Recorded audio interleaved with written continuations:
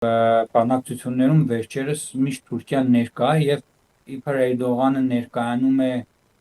այն հիմնական ուժը, որ կարողանում է Համասի վրա որոշակի ազդեցություն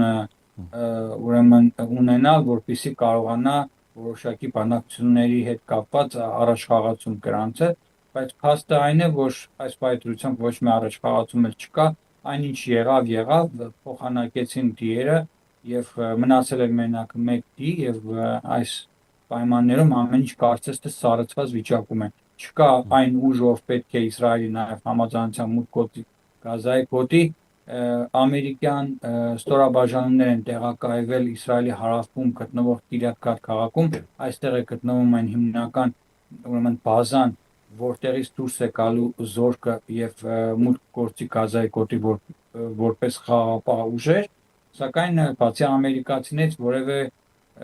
զինվորներ, որևէ տեսակի ստորաբաժանումներ աստորեն այս պահին Կիրյաթ Գաթում չկան։ Տպավորություն չկա, որ Թրամփը երկընտրանքի մեջ է, հովանավորի Էրդողանին, թե Նեթանյահուին։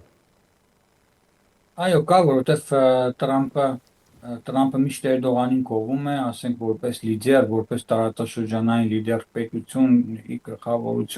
գլխավորությամբ Էրդողանի, Նեթանյահուն էլ համարվում է Իսրայելը համարվում է Ամերիկայի, այսպես ասենք, համար մեկ դաշնակիցը եւ երկու քարի արանքում այսպես հայտնվել է Տրամփը,